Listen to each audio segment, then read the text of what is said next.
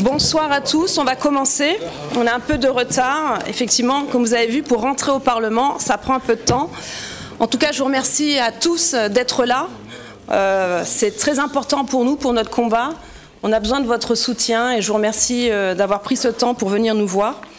La soirée, je vais vous faire le petit déroulé parce que ça va prendre un petit peu de temps. Et puis on a des invités d'honneur, des experts qui sont venus exprès de Suisse et même d'Autriche pour un peu nous faire un éclairage sur ce nouveau traité sur les pandémies. Donc je vais faire une petite introduction. Après, je donnerai la parole aux députés européens qui sont présents. Et ensuite, différentes interventions des experts. On continuera par des questions-réponses. Et ça sera donc la fin de la soirée, on espère, pour 19h30. Nous avons différentes interprétations et je remercie les interprètes. Donc en allemand, en anglais, en français, en hollandais, en croate. Et voilà, parce qu'effectivement, nous avons tout ce panel de députés présents. Christian Thérèse est sur la route.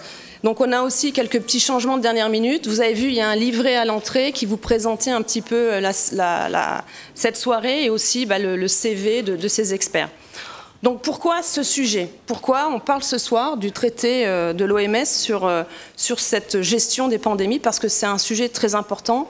Je vous rappelle que la gestion de la crise du Covid provoque depuis plus de 2 ans et demi des prises de décision surprenantes au niveau national, européen et mondial.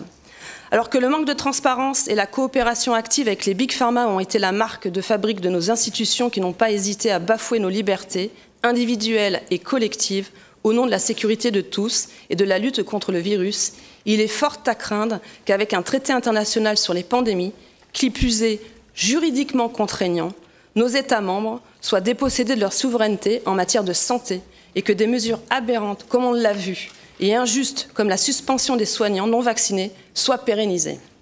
Durant toute l'année écoulée, la commission Covid, dans laquelle nous siégeons avec les députés ici présents, vous avez aussi Christine Anderson qui est là et qui nous fait l'honneur de nous faire sa présence, s'est réunie. Les éléments qui resteront dans les esprits sont aussi le refus répété des principaux acteurs de réponse à nos invitations. Monsieur Bourla, mais aussi le président de l'OMS, qui s'appelle Tedros Adhanom Ghebreyesus, et qui a fait partie de ceux qui ont donc refusé de venir à ces auditions pour répondre à nos questions. La commission Covid n'a pas été en mesure de la convoquer. Et c'est important parce qu'il faut souligner qu'à ce jour, on est toujours, depuis le 11 janvier 2020, en phase de pandémie. Et on se demande pourquoi. Donc le traité sur les pandémies actuellement en négociation serait une source d'explication, d'où la présence de ces 4 experts. On a aussi un expert en ligne et on va commencer avec lui dans la partie expert. Mais tout d'abord, on va commencer par une intervention de Madame Francesca Donato, nationalité italienne, et dans le groupe des non-inscrits. Donc je la remercie pour son intervention. Thank you very much, Virginie. Thank you everybody for... Merci Virginie et merci à tous d'être présents à cet événement important. Nous parlons ici du traité de l'OMS. La version finale de cet accord, on l'attend pour l'année prochaine, mais il n'y a plus de micro. Can you hear me now? Okay. Oui, nous vous entendons, madame. Donc, on s'attend à ce qu'elle soit présentée l'année prochaine, en mai-juillet 2024, à l'AMS. Dans l'entretemps, un projet de 32 pages, plus complet que le dernier, a été publié le 1er février et le micro est coupé. C'est du sabotage. Donc, il y a une instance de négociation internationale ouverte à tous les États membres et aux pays associés, aux membres associés. Ce qui est prévu là, c'est quelque chose de juridiquement contraignant. Il a été prévu que les dispositions contenues dans ce projet ne vont aucunement affecter le droit des parties d'avoir des discussions multilatérales, également au niveau régional, qui s'ajouteront aux discussions au sein de l'AMS. Il faut toutefois que ces instruments soient compatibles avec les obligations qui sont prévues dans le cadre de l'AMS+. Ça veut dire que la conformité de ces dispositions est obligatoire. Mes observations sont de nature politique et je commencerai par dire qu'il faut reconnaître le rôle central de l'OMS comme autorité de coordination sur la prévention des pandémies, la préparation, les réactions du système de la santé. Et il s'agit aussi de fournir des preuves scientifiques de ce qui se passe. Il faut aussi encourager la coopération multilatérale pour la bonne gestion mondiale de la santé. Une situation de pandémie des textes exige les pays partenaires à développer leur coopération avec des partenaires en développement et d'autres parties prenantes importantes et met donc sur un pied d'égalité des États membres avec des parties prenantes privées, des multinationales, des ONG, d'autres organisations et lobbies. En outre, le texte dit que les conséquences des pandémies portent sur la santé et la mortalité, mais ont aussi un impact socio-économique dans toute une série de secteurs. On rend le virus responsable de certaines dispositions politiques imposées à la population. Tout cela ouvre la porte à la participation de toutes les instances publiques et privées qui sont plus ou moins qualifiées en la matière. Toutes ces instances sont considérées comme étant parties au traité et auront la possibilité de voter dans l'organe directeur, le COP, la conférence des parties. Le texte reconnaît que la menace des pandémies est une réalité qui risque de se reproduire très souvent à l'avenir. Le texte affirme que la prévention, la préparation des pandémies doit être systématiquement intégrée dans toutes les approches gouvernementales et sociétales. Dieu sait ce que cela veut dire. Le texte prévoit un scénario dans le cadre duquel nous vivrions toujours en période de pandémie ou dans une période inter-pandémie, ce qui va toujours exiger des investissements considérables de la part des contribuables pour faire survivre la structure dont le texte juge qu'elle est indispensable pour gérer les pandémies futures. Ces investissements devront être structurels et prévisibles. Ils seront intégrés dans les budgets nationaux. Ils devront respecter des seuils minima fixés à 5% des dépenses annuelles actuelles de la santé et le chiffre peut aller jusqu'à 10% du produit intérieur brut actuellement consacré à la coopération internationale. Le but est d'en arriver à une couverture universelle de la santé. Le texte rappelle le lien entre la science et les décisions politiques qui doivent être prises par les États membres. La science vient d'experts qui seront appelés à constituer un organe consultatif qui pourra traiter de n'importe quel sujet qui lui sera présenté. La représentation de la volonté des populations passera au second plan par rapport aux exigences de la science. C'est exactement ce qui s'est passé pendant la pandémie du Covid. Le texte rappelle aussi le principe de la santé unique qui est intégré dans les plans de préparation des pandémies et prévoit toute une possibilité d'intervention relative à la désertification, au changement climatique, à la protection de la faune et de la flore et à la résistance antimicrobienne. Le texte veut renforcer des systèmes de surveillance intégrés, par exemple mettre en place des actions pour empêcher les pandémies qui proviennent et qui provoquent des agents pathogènes résistants. Il s'agirait aussi de renforcer les mesures sanitaires de manière universelle et intervient aussi dans ce qu'il convient de faire pour l'aquaculture. Il y a 4 parties, l'OMS, la FAO, l'Organisation mondiale de la santé animale et le Programme environnemental des Nations Unies, les 4 devant travailler ensemble pour mieux s'attaquer aux problèmes de santé. Alors, une des déclarations les plus alarmantes dans ce projet, c'est la définition même de la pandémie qui est la suivante.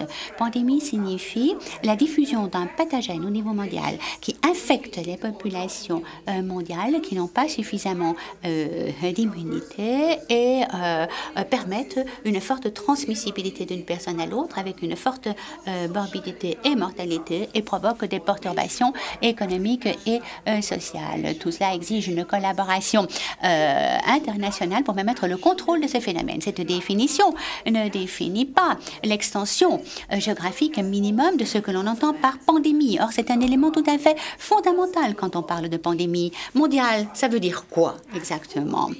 Et qui sera chargé de décider à partir de quel moment il y a ou non pandémie? Le directeur général de l'OMS en décidera, personne d'autre.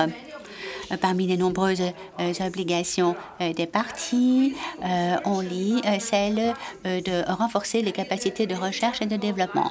Et dans l'article 9, paragraphe 8, on lit que chaque partie mettra en application des normes internationales pour permettre la surveillance et le rapport sur les laboratoires et les facilités de recherche qui font du travail en vue de modifier génétiquement des organismes, d'augmenter leur pathogénicité et leur transmissibilité afin d'empêcher la mise en circulation accidentale de ces pathogènes tout en garantissant que ces mesures ne créent aucune charge administrative supplémentaire pour la recherche. En d'autres termes, tout cela légitimise certaines fonctions de la recherche en disant que de toute façon, les mesures de contrôle ne doivent pas venir ennuyer les chercheurs.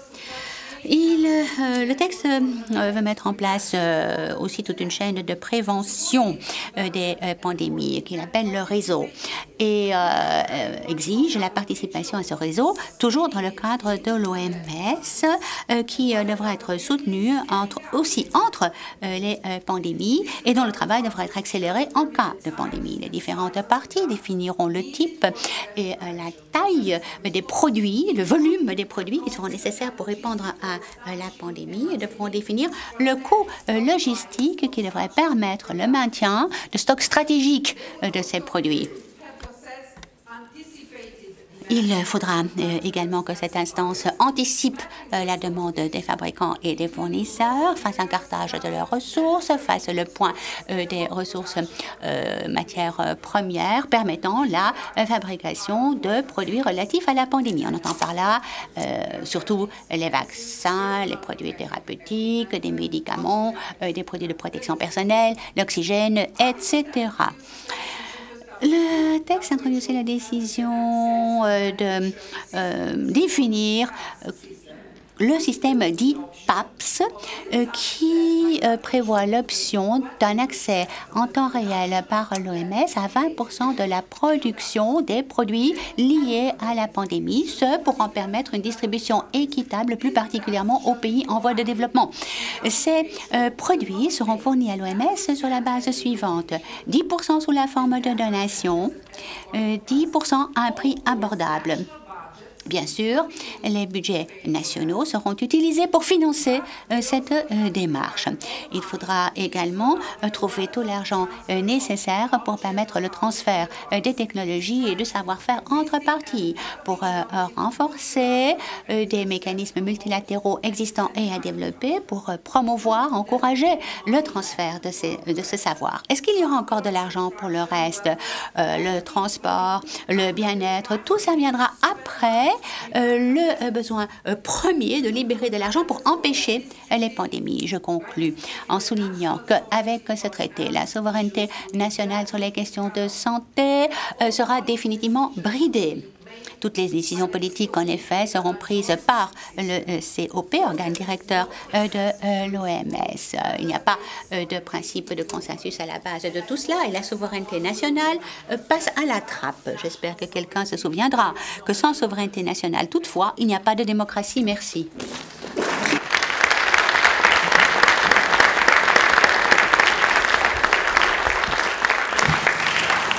Merci, chère Francesca, pour ton discours. Je laisse la parole à Mislav Kolakusic, donc croate et du groupe de non-indépendants. Merci. Thank you. Dear colleagues, Merci, chers collègues. Chers invités, je vais m'exprimer en croate, donc chaussez vos écouteurs. Toutes les pandémies qui ont eu lieu jusqu'alors, donc la grippe aviaire, la grippe porcine, SAV2, SARS, donc, et de nombreux d'autres sont des campagnes médiatiques de peur. Les mêmes quasi-scientifiques, et ceux avec le grand soutien des médias mainstream, ont prévu des dizaines de millions de morts. Or, la véritable mortalité s'est mesurée en milliers. Et les gens ont bien rapidement cessé d'avoir peur. Et les pandémies, elles aussi, se sont rapidement arrêtées. L'Organisation mondiale de la santé, qui est le principal promoteur de cette pandémie, comme de toutes les précédentes, a appris beaucoup de ses précédentes erreurs. Elle a à présent compris ce qu'il lui fallait faire afin qu'une maladie d'une dangerosité moyenne puisse être proclamée danger au niveau mondial. Afin de créer une bonne pandémie, une pandémie qui ait du succès, il fallait changer beaucoup de choses par rapport à avant. Il était notamment nécessaire de modifier la définition de la pandémie. Ensuite, il a fallu changer la manière de s'assurer qu'il y avait bien une maladie. Troisièmement, la manière de s'assurer de la mortalité, du niveau de mortalité. Et ensuite, il était nécessaire d'annoncer et de proclamer toutes des symptômes très courants, donc notamment renifler, tousser. Ce sont des symptômes qui peuvent s'appliquer aux maladies les plus bénignes et soudain c'était des symptômes de maladies extrêmement graves. Enfin, et le plus important, il était très important de supprimer toute forme de dialogue et d'interdire tout accès aux réseaux sociaux et aux médias des personnes qui avaient un avis autre. Vous, quand vous suiviez différents, par exemple, journaux télévisés, différents journaux dans le monde entier, eh bien, on avait les mêmes phrases, du copier-coller. Qu'est-ce qui nous a sauvés au cours des précédentes pandémies? Chaque pays, dans son propre législation sur la santé, avait une disposition qui précisait qu'en cas de mort par maladie contagieuse, il était indispensable de procéder à une autopsie. Or, là, tous les États membres ont supprimé cette obligation de recourir aux autopsies. En Croatie, une seule autopsie a eu lieu. Et c'est la première fois que cela arrive dans l'histoire. Autre point, il était important de changer la définition de la pandémie et finalement d'en supprimer le concept de la mortalité. Auparavant, il était nécessaire d'avoir une mortalité extrêmement élevée pour qu'une maladie soit qualifiée de pandémie. Maintenant, non, ce n'est plus nécessaire. Et puis, la manière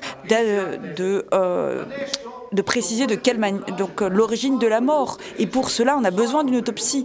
Chaque être humain, à chaque moment, porte en son corps plusieurs centaines, voire plusieurs milliers de virus. Est-ce que la présence d'un virus dans votre corps signifie la mortalité nécessairement? Non. Mais ici, là, on a eu des cas où des gens qui sont morts d'un accident de voiture, étant donné qu'ils étaient porteurs du virus du Covid, ont littéralement été enregistrés comme victimes du Covid. Et puis, d'autre part, le plus important, c'était de semer la peur, de faire peur aux gens. Le Covid est une maladie. Voilà, si vous avez un peu de température, si vous toussez, si vous renifler, eh bien, ceux qui sont des symptômes très courants, vous devez en avoir peur. Donc, on a fait peur aux gens. Et donc, pour avoir la moindre chance de lutter contre la prochaine pandémie qui va venir, eh bien, que nous donne la pandémie? La pandémie donne un pouvoir que même aucune guerre ne peut vous donner. Tout d'un coup, vous avez un pouvoir sur 7 millions, sur 8 millions de personnes. Même une guerre nucléaire ne donne pas au pouvoir un tel pouvoir. Donc la pandémie est un outil de pouvoir qui sera utilisé à nouveau. Et chacun d'entre nous doit se battre, s'engager dans son propre pays pour faire en sorte que nous ne permettions plus jamais une telle ingérence, notamment de l'OMS, qui est un promoteur prouvé du concept des pandémies. Donc grippe aviaire, grippe porcine, SARS et ici, voilà, si on avait fait des autopsies correctes, on aurait constaté que personne n'était réellement mort du Covid, que les gens étaient aussi morts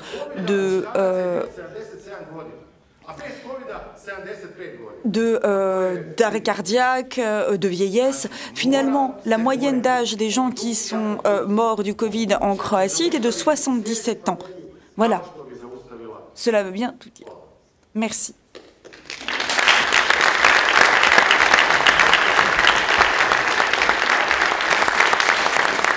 Merci. Merci beaucoup. Je laisse la parole à Ivan Sinčić, donc croate aussi et non inscrit. Thank you very much. Merci beaucoup, chère Virginie. Merci, chers collègues, chers amis, chers invités. Et je le dirais franchement, je pense que ce traité dont nous débattons aujourd'hui et qui devrait être mis en œuvre l'année prochaine n'est rien de plus qu'un outil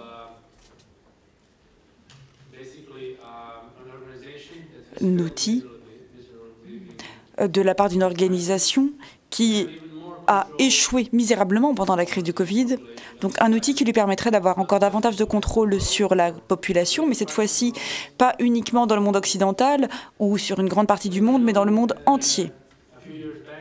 Revenons quelques années en arrière et procédons à une brève évaluation de ce que nous avons vu et de ce que nous avons supporté. Alors, aujourd'hui, nous discutons de l'état des libertés fondamentales, des droits fondamentaux pendant la crise du Covid. Et la réponse face au Covid a mené à une vaste érosion de nos libertés. Et ce n'était pas la faute de la maladie, c'est la réponse de nos gouvernements à ce virus qui a été nocive pour nos libertés. Et cela menace de devenir un état permanent si nous n'agissons pas. De nouveaux gouvernements ont vu le virus comme une excuse pour menacer nos droits fondamentaux. La liberté de mouvement et de circulation a fait l'objet de restrictions extrêmement strictes. Dans de nombreux pays, il y a eu des confinements extrêmement stricts, ce qui a eu un effet dévastateur sur l'économie et sur la vie des gens.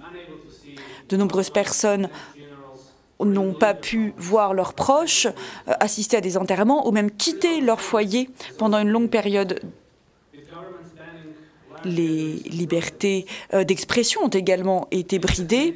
Le gouvernement a interdit les manifestations, les grands rassemblements. Dans certains cas, les gouvernements ont vu le virus comme une excuse pour accentuer la répression de la dissidence et pour faire taire l'opposition.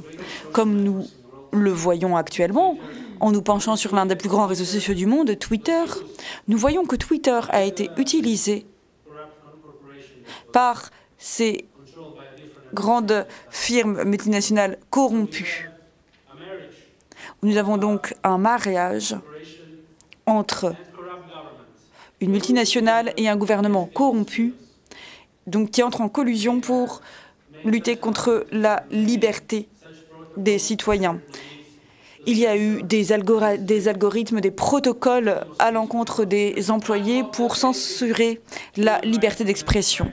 Or, c'est l'un des droits fondamentaux, etc., etc.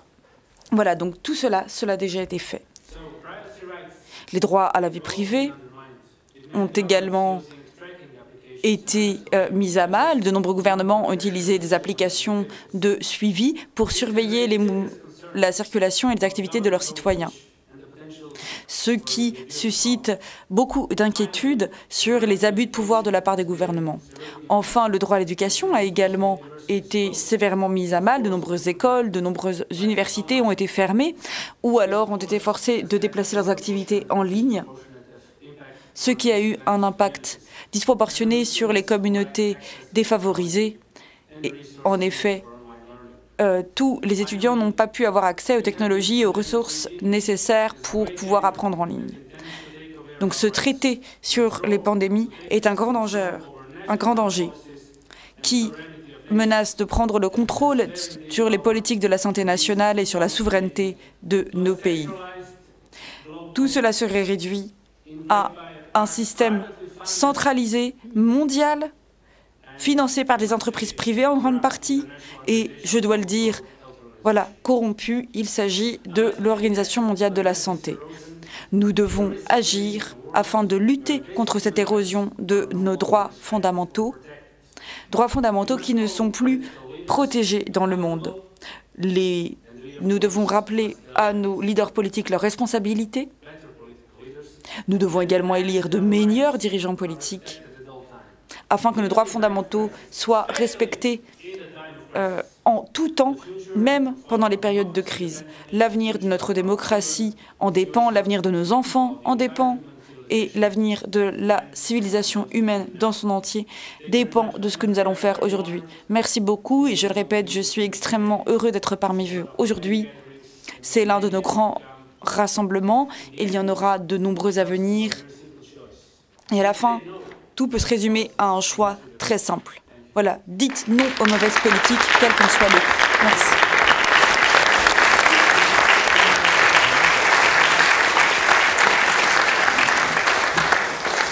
Merci Ivan. Je laisse la parole à Christian Thérèse, roumain et du groupe ECR. Thank you so much. Merci Virginie.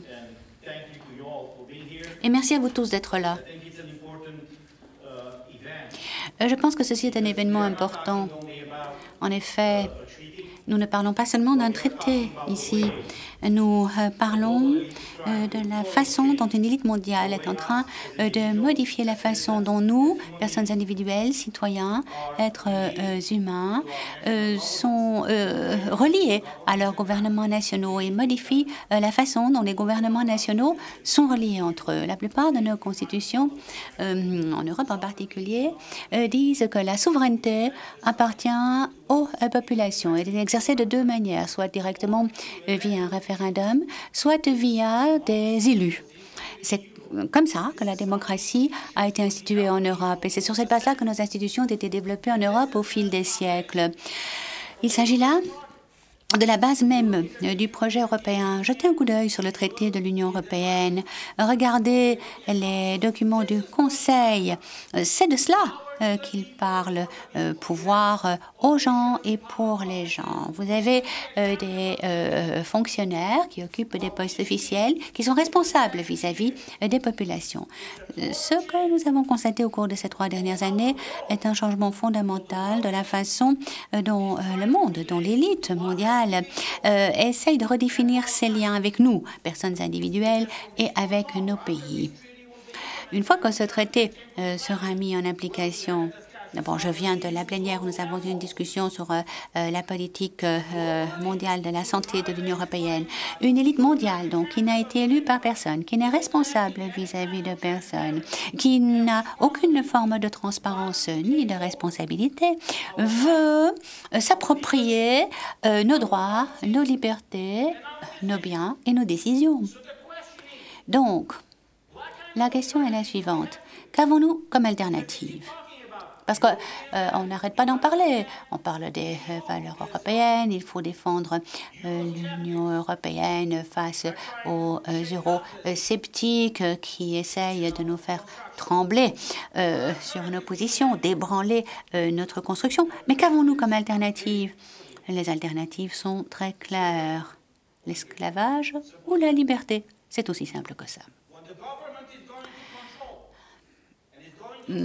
Lorsque un gouvernement se met à contrôler tous les aspects de votre vie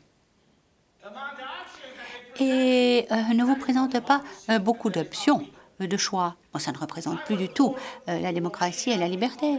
Je suis née en Roumanie à l'époque communiste. Quand j'avais 5-6 ans, avant même d'aller à l'école, je devais me lever à 5 heures tous les matins et faire la queue devant les magasins pour pouvoir acheter du lait. Mes parents faisaient la même chose, l'un pour acheter du pain, l'autre dans l'espoir d'acheter de la viande, parce que tout était rationné. C'était là les seules options dont nous disposions, les seules options qu'on nous proposait. Il n'y avait pas de choix. On nous disait, voilà, des options, mais il n'y avait pas d'options. Les choix étaient faits pour nous. Et ça me brise le cœur, ça nous brise le cœur à mes collègues, à moi, de constater que ce projet européen est en train de se diluer, de s'éloigner de sa base. Voyez où est la France aujourd'hui. Robert Schuman, après la Seconde Guerre mondiale, et tous les autres grands dirigeants européens, quand ils ont développé cet objectif, cette idée du projet européen après la Seconde Guerre mondiale, n'ont jamais eu l'intention de remplacer nos gouvernements ou le droit de choisir des populations. Leur intention était de créer un moyen d'aider les pays, plus particulièrement pour garantir qu'ils cessent de se battre entre eux. Donc, l'idée était de permettre la paix via la prospérité. La base même du projet européen, c'était le charbon et l'acier. Où en sommes-nous maintenant? On a démoli le charbon et l'acier. L'Allemagne, l'autre jour, a encore fermé sa dernière centrale nucléaire. Donc maintenant, l'Allemagne, pour son électricité, dépend de la France. Les gens ne pourront plus se déplacer d'un endroit à l'autre sans présenter un certificat vert si les choses continuent sur cette voie-là. Donc, au cours de ces 2 dernières années, nous avons été les témoins d'un changement qui finira par s'étendre au monde entier. Mais qu'est-ce que nous allons avoir comme avenir? Aucun d'entre nous ne vivra éternellement. Mais nous avons la possibilité de nous battre pour un monde meilleur et plus libre pour nous-mêmes et pour nos enfants et petits-enfants. Et je vous remercie, je vous félicite d'être là aujourd'hui pour discuter de tout cela. Et je vous demande à tous de diffuser les messages que vous entendrez. Parce qu'en 2024 en particulier, au moment des prochaines élections européennes, une décision politique va devoir être prise par vous tous. Pour qui allez-vous voter? Qui allez-vous soutenir? Vous allez voter pour quelqu'un qui a violé vos droits ou pour quelqu'un qui s'est battu pour vos droits? Qu'est-ce que vous avez comme avenir? Un avenir de liberté ou d'esclavage? Nous sommes là pour nous battre pour vous et pour notre liberté.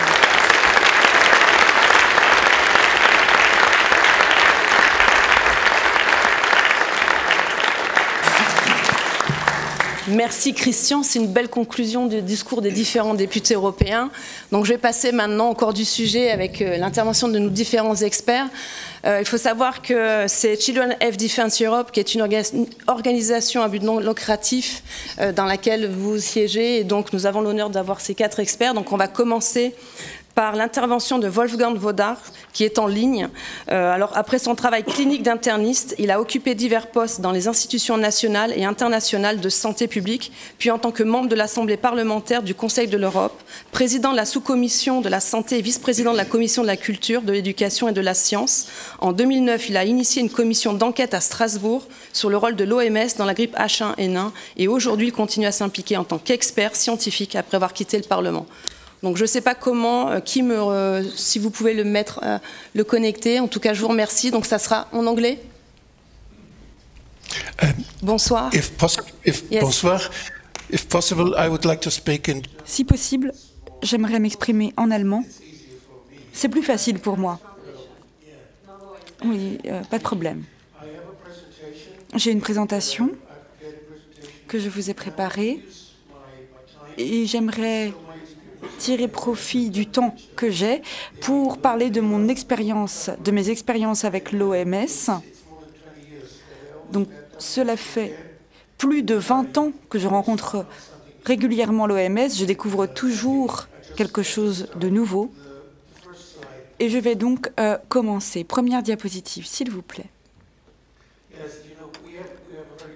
Alors, nous avons ici une société extrêmement complexe. Alors, et nous appuyons sur nos organes corporels. De la même manière, nous devons, dans notre société, nous reposer, faire confiance sur certains organes. Et nous devons pouvoir leur faire confiance. C'est un système extrêmement complexe et nous partageons diverses tâches. Nous avons besoin de spécialistes, mais ces spécialistes doivent être dignes de confiance. Prochaine diapositive. Mais ce dont nous faisons l'expérience actuellement, et cela se voit bien aujourd'hui, donc c'est qu'on a des moutons blancs, voilà, qui font leur devoir, et quand on a un mouton noir, ils sont punis. C'était des rares cas corrompus, et ils sont punis. Mais il y a également à prendre en compte des intérêts économiques. Et finalement, quand il y a des intérêts économiques trop importants en jeu, eh bien tout le troupeau devient des moutons noirs. Et parfois, il ne reste plus que quelques moutons blancs vertueux qui souffrent de cette société soumise à l'économie. Ils deviennent lanceurs d'alerte. Et le fait qu'il y ait tant de lanceurs d'alerte, en fait, c'est un indicateur du niveau de corruption d'une société. Alors, ici, on vous parle de l'industrie pharmaceutique. Et on voit qu'ils ont été punis à plusieurs reprises. Alors ici, ce sont des chiffres qui concernent les États-Unis. Ici, on voit 0,5 milliard pour AstraZeneca, pour les autres, donc des amendes. Donc même 3 milliards pour GSK, 1,2 pour Johnson & Johnson. Or, et par contre, les bandes grises nous montrent quelle était la proportion de ces amendes par rapport à leur chiffre d'affaires, la productivité. On voit que c'est très petit. Donc ils font des choix rationnels. Quand ils sont condamnés à verser des amendes, eh bien, en fait, ils ont d'ores et déjà des choses dans leur tuyau. Ils continuent à agir parce que cela leur permet de remporter de grands bénéfices.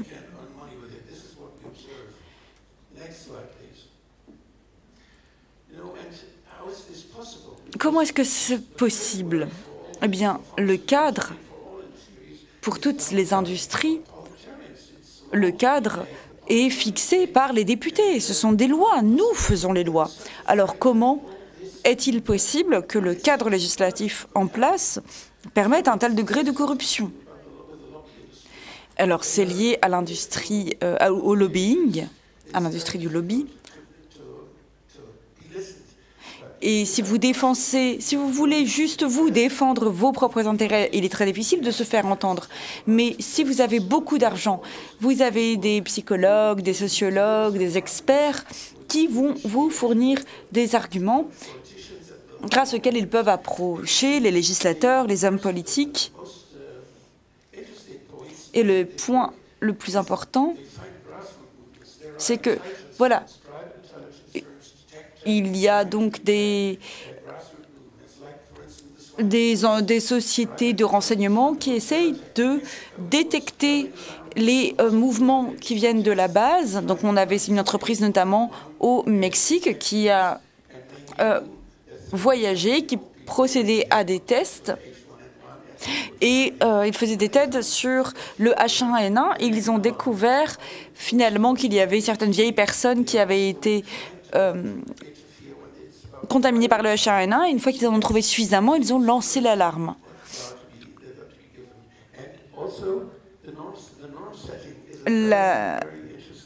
Le processus législatif de fixation des normes est très intéressant, très important. Et c'est par le biais de cette fixation des normes qu'il y a une tentative d'influencer les normes médicales, techniques, etc., afin que l'industrie pharmaceutique puisse en tirer des profits. Donc le lobbying, l'industrie pharmaceutique utilise le lobbying pour tailler sur mesure les règlements et les lois. Voilà, c'est ce que mes étudiants ont découvert lorsque nous avons analysé les offres faites par les lobbies. Sur Internet, on peut le trouver. Nous avons des lobbies qui sont très bien connectés au ministère ou à la Commission en Belgique. Ils sont très bien connectés aux médias. Vous pouvez vendre vos idées. Voilà. Il y a des événements avec des députés, et c'est l'une des raisons pour lesquelles les députés ont tendance à grossir, parce qu'on n'arrête pas de leur offrir à manger dans l'industrie. Il y a aussi, voilà, ce système de services rendus et puis de suite dans la carrière des hommes politiques qui, lorsqu'ils ont rendu un service, se voient offrir un poste bien rémunéré par la suite.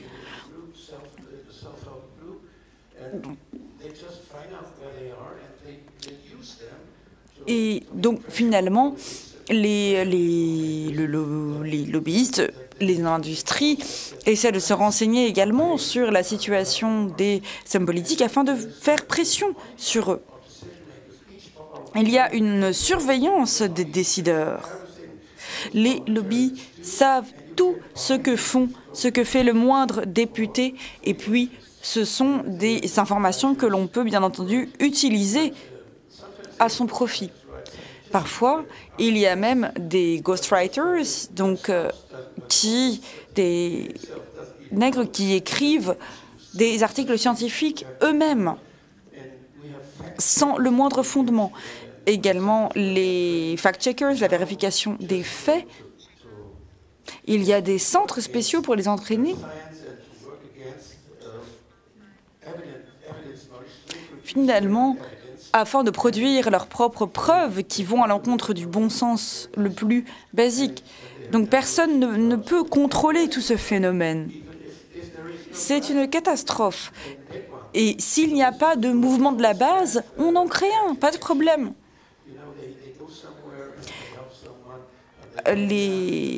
Voilà, finalement, les lobbyistes, l'industrie va quelque part, aide quelqu'un, le paie, le fait descendre dans la rue. Et bon, on connaît également le phénomène du greenwashing. Et voilà, telles sont les raisons de ce succès. Il y a eu un travail de lobbying partout et les partenariats public-privé renforcent ce phénomène. Les journalistes travaillent main dans la main avec les entreprises, avec l'industrie. On a de la science privée, de la science sponsorisée. Et il y a même des clauses. Quand un scientifique signe un contrat avec une entreprise particulière, il doit signer et s'accorder sur le fait qu'il ne publiera pas tel ou tel article si son sponsor ne le souhaite pas, si ce n'est pas favorable à son sponsor. Donc finalement, on manipule les résultats de la recherche. Et donc tout cela touche tous les secteurs, tous les éléments de notre société. Nos institutions sont profondément corrompues. Toutes nos institutions sont corrompues. Quand vous organisez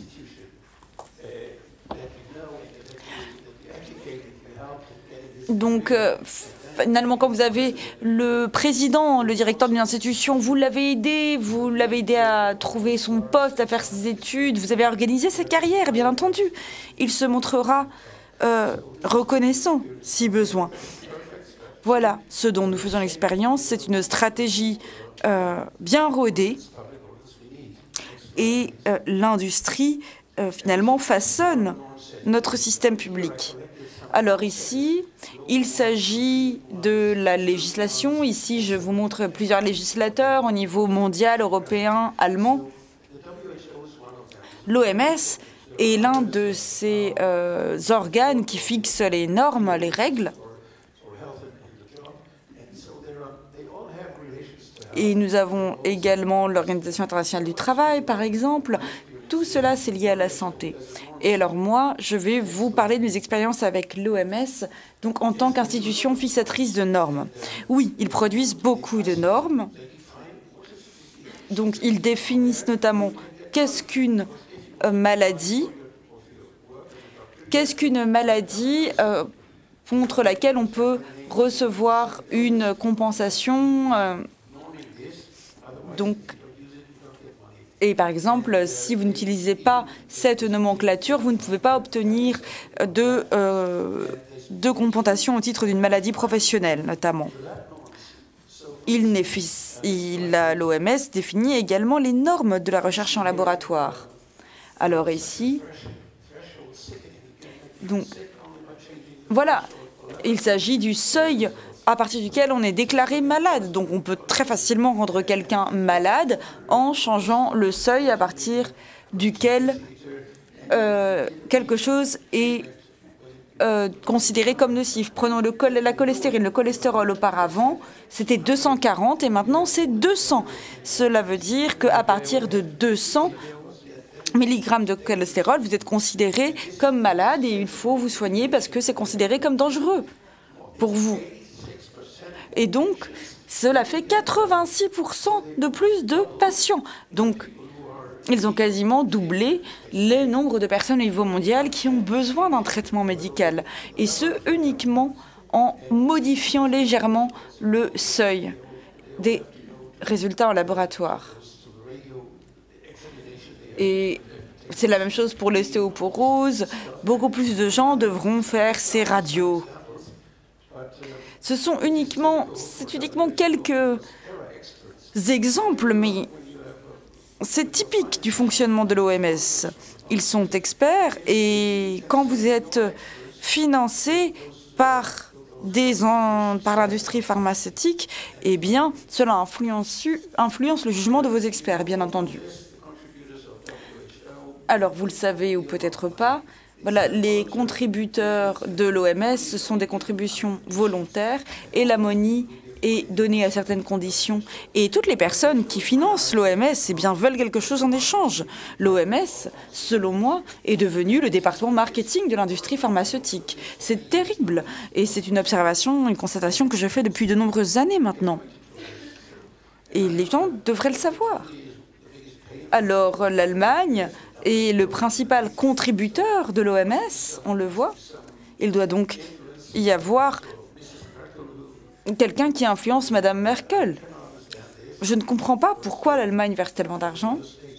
En effet, tous les autres États donnent moins. L'Allemagne, manifestement, joue un rôle bien particulier. Alors, notre industrie souffre beaucoup. Et l'obéissance du gouvernement allemand est terrible. Cela détruit notre pays. Et je ne sais pas pourquoi et comment nos citoyens peuvent tolérer une telle situation. Alors, la grippe porcine maintenant, quand j'en ai entendu parler, je m'en suis rappelé. Oui, il y a eu toute cette série de grippe. Et oui, chaque année, il y a une saison de la grippe et des gens meurent de la grippe chaque année. Et moi, en tant que docteur qui était responsable de 150 habitants dans le nord de l'Allemagne, je savais qu'environ 10% d'entre eux attrapaient la grippe chaque année lors de la saison de la grippe. Et j'ai été dans des hôpitaux, j'ai parlé à beaucoup de docteurs, je l'ai fait pendant 13 ans. Et il y a des années où il y a plus de décès, d'autres moins. Alors, en 2005, et on voit ici qu'il y a des coronavirus, 14,4%, mais à l'époque, on ne parlait que de grippe. Et on ne parlait que de grippe, pourquoi? Parce qu'on n'avait que des vaccins et des médicaments contre la grippe, pas d'autres. Mais ces autres virus étaient d'ores et déjà là, c'est certain. Ils étaient là depuis des siècles.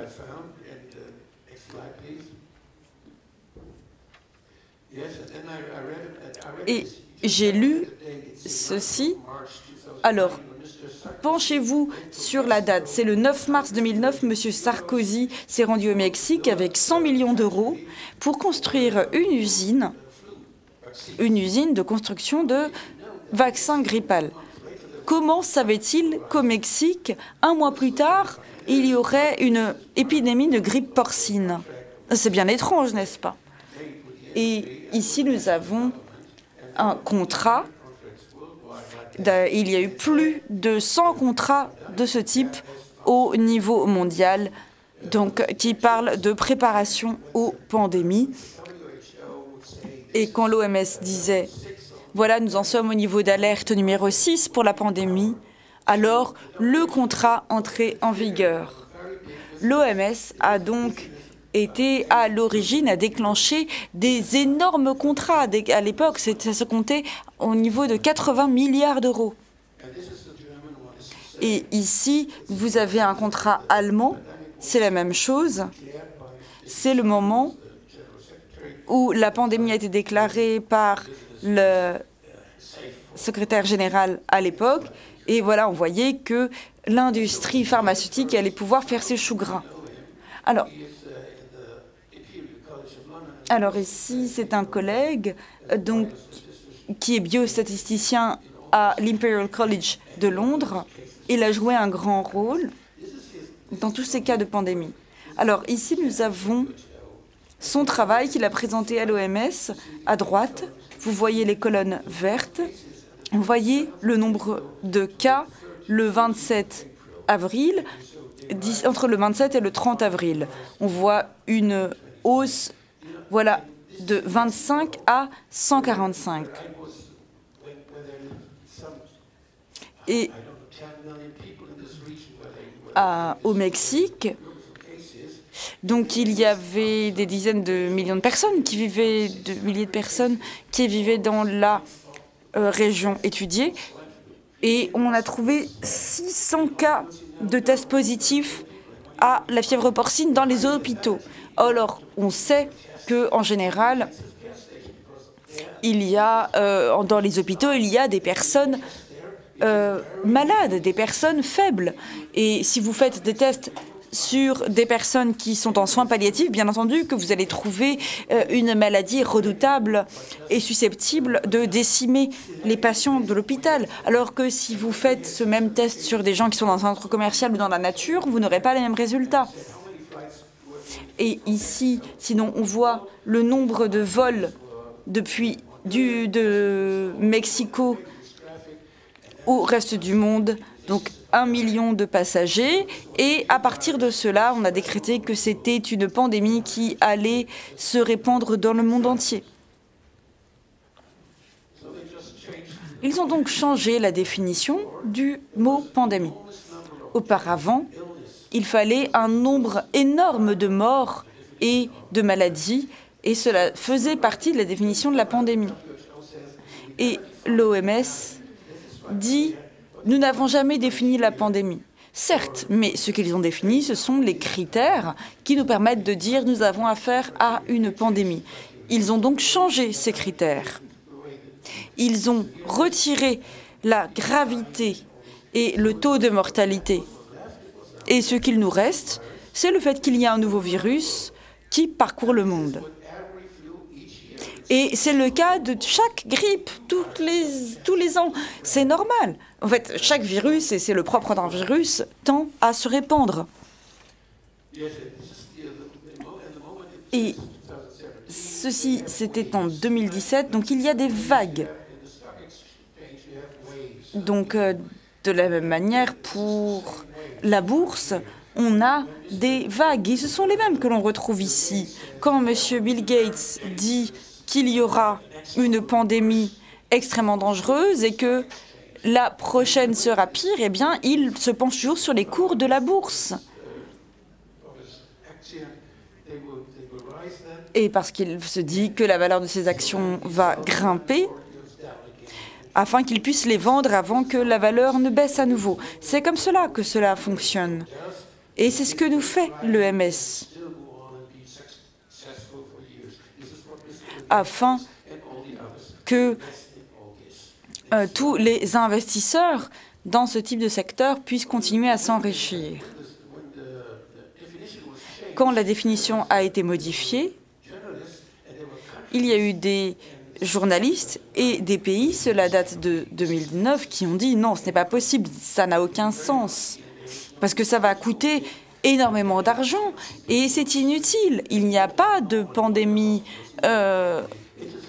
incroyable, nous ne voyons pas un taux de normalité supérieur. En fait, en 2009, il y avait même un taux de mortalité moins grand que d'autres années.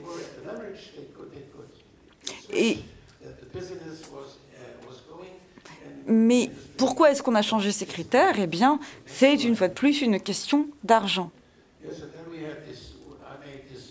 Et ensuite, Donc ici, il s'agit des fausses pandémies, une menace pour la santé.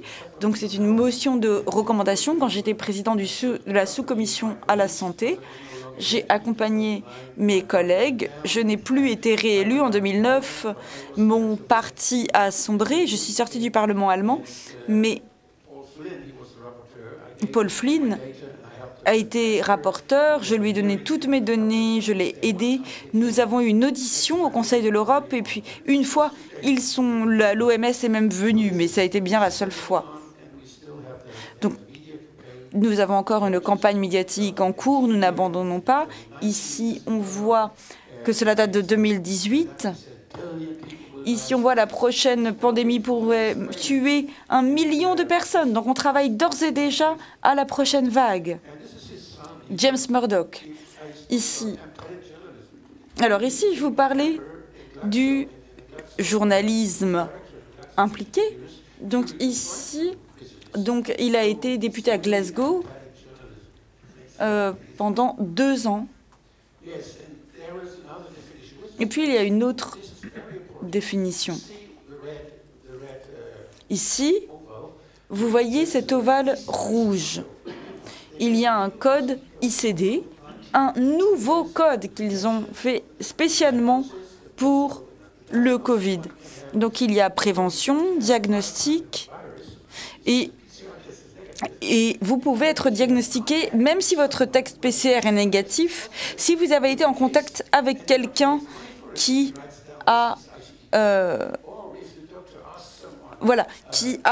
lui, un test positif. Donc, cela veut dire que vous êtes potentiellement malade et on peut avoir des indemnités si le docteur vous déclare malade.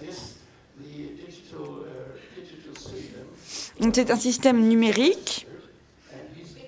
Et on a un registre avec tous les patients. Alors, excusez-moi, nous n'avons plus beaucoup de temps. Est-ce que vous pourriez accélérer un petit peu ou... Parce que les autres intervenants attendent leur tour.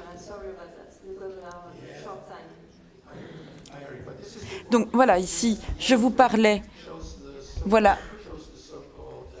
de ce code CIM, Classification internationale des maladies, et ici, le cadre jaune, on voit le système post-Covid. Donc ce sont toutes les expériences de gestion des pandémies, et j'aimerais attirer votre attention sur la prochaine pandémie NCD qui va arriver. Donc NCD, cela veut dire Non-Communicable Disease, donc maladie non communicable. Donc voilà.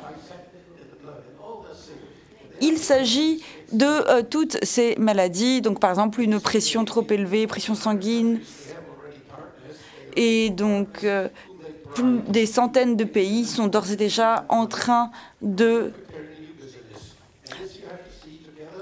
corrompre des partenaires. Ils préparent de nouvelles actions au niveau international.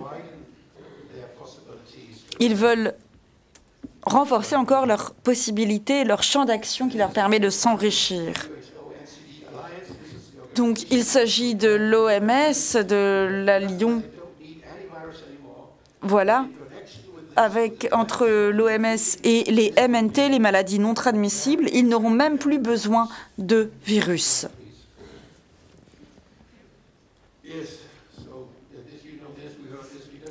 Alors, comme vous le savez, donc on en a... Alors, j'aimerais bien voir la dernière diapositive. Donc, ça, on ne peut pas jouer à ça. Et c'est ce que nous voyons ici. Personne ne sait qui est responsable. Il s'agit de subsidiarité. Vous vous rappelez peut-être que l'Union européenne ne cesse de devenir de plus en plus agrandie parce qu'on a promis aux pays scandinaves que oui, il y avait la subsidiarité et que les États pourraient garder leur souveraineté. C'est une promesse qui a été faite aux nouveaux États membres. Mais finalement, qu'en est-il qu'est-il arrivé de ces belles promesses? Il n'y a plus de subsidiarité, tout est mondialisé. Et la subsidiarité, elle faisait partie du traité de Lisbonne, et c'est très important.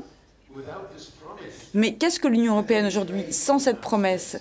Voilà, il y a eu une trahison de tous les États membres. Merci, c'était tout en ce qui me concerne.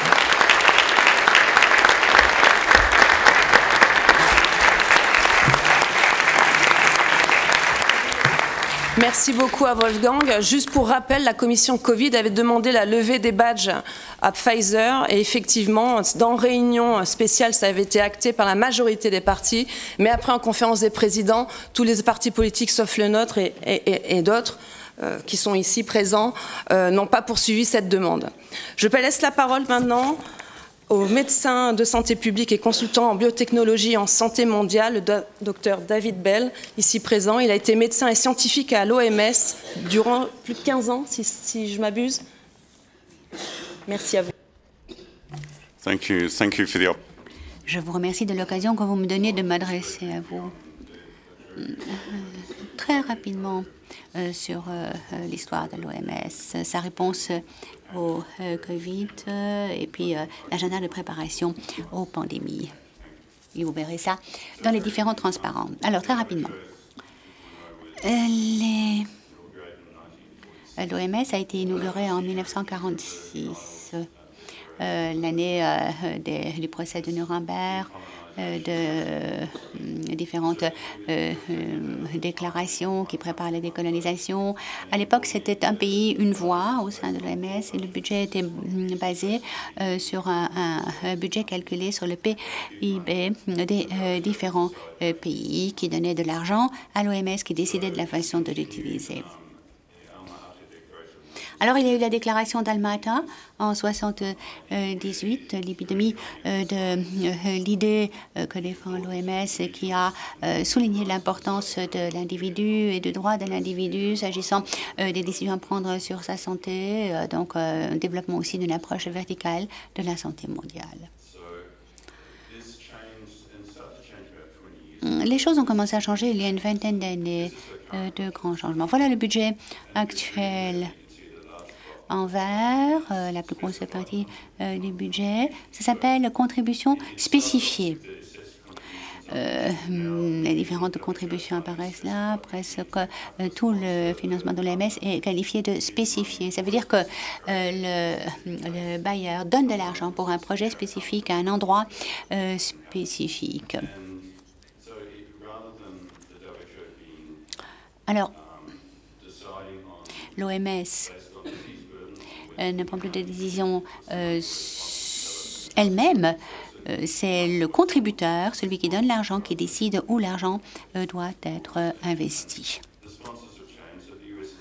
Donc, les réactions ont changé. D'abord, il y a les USA qui est au sommet de la fondation. Le deuxième grand financier, c'est un privé. Et puis, il y a le Gavi, qui est un partenariat public-privé avec beaucoup d'argent des entreprises. Donc, une bonne partie du financement, 20% à peu près, vient du privé. Et là, encore une fois, avec une prescription tout précise, très précise, de la façon dont l'argent doit être utilisé et comment son utilisation doit être contrôlée. Alors, le Covid a débarqué en 2019-2020. En 2019, l'OMS a publié ses lignes directrices contre la pandémie de grippe et a réfléchi à ce qui se passerait dans le cadre d'une véritable pandémie et qu'en serait-il des réponses potentielles. Alors, ils ont dit qu'ils ne recommandaient en aucune circonstance le traçage des contacts, la mise en quarantaine des personnes individuelles exposées, des screenings à l'entrée et à la sortie ou la fermeture des frontières. Donc ça, c'était très clair. Dans son idée, il pouvait y avoir des fermetures d'entreprises d'un maximum de 7 à 10 jours. Ça, c'était donc les recommandations pour une pandémie virale. Et puis, je le disais, le Covid a débarqué, a frappé au début surtout les personnes âgées et très âgées. Voilà le diagramme qui a été publié dans le Lancet en mars 2020. Donc, au début de 2020, nous savions que beaucoup de travailleurs, les enfants et les jeunes adultes couraient le moins de risques de Covid. Vous voyez la Chine sur la gauche, la pyramide démographique très similaire à celle de l'Europe. À droite, vous avez l'Afrique. Alors, les moins de 20 ans couraient le moins de risques de Covid. Cela représente 70% de la population africaine. Et donc, vous voyez toute la différence entre l'Afrique et les autres continents. Il était clair en Europe qu'il y avait moins de population à risque, encore une fois, parmi les plus jeunes. Mais la pyramide d'âge étant inversée, la situation n'était pas la même qu'en Afrique. Alors, l'OMS a mis en place, malgré tout, des mesures très strictes, des confinements, nouveaux concepts dans la santé publique, et des documents ont été publiés sur la préparation aux pandémies, sur les lignes directrices à appliquer. 250 000 d'enfants à peu près sont morts en 2020 dans le sud-est asiatique, d'après l'UNICEF. Pas du Covid, mais du confinement. On en parle peu, mais ce sont des données de l'UNICEF. Alors, 100 millions d'enfants supplémentaires ont été plongés dans la pauvreté, 10 millions de gamines ont été vendues pour des mariages forcés, etc. Donc, la situation a impacté le plus les pays les plus pauvres, principales cibles de l'OMS pourtant. Alors, le COVAX, programme de vaccination massive, 70% de la population dans les pays à faible revenu devait être vaccinée. Avec le slogan « Personne n'est en sécurité tant que tout le monde n'est pas en sécurité ». C'est un slogan ridicule. Si personne n'est en sécurité malgré d'être vacciné, ça veut dire que le vaccin ne fonctionne pas. Donc, est-ce que l'OMS est en train de dire que le vaccin ne fonctionne pas avec ce slogan ? Si ça ne fonctionne pas, ça servait à quoi de fonctionner tout le monde? Donc, il y a là une espèce de distorsion intellectuelle difficile à suivre. Mortalité due au Covid, exactement comme prévu au départ de l'épidémie. Vous avez les USA et le Royaume-Uni, typique pour l'Europe.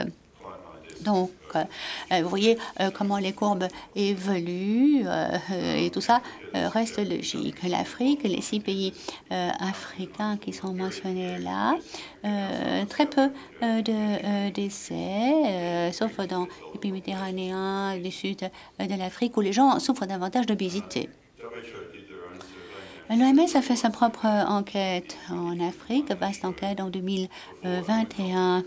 Avant Omicron, une personne avait déjà été infectée, avait déjà une immunité. Donc, l'immunité personnelle spontanée était aussi bonne que le vaccin. Ça a été prouvé entre-temps.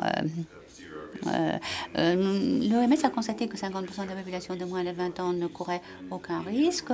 Ceux qui couraient le plus de risques, c'est ceux qui souffraient d'une comorbidité, le diabète, par exemple. Et donc, l'efficacité des vaccins n'a pas été véritablement prouvée. 7 à 8 milliards de dollars, toutefois, ont été dépensés pour COVAX 2 doses.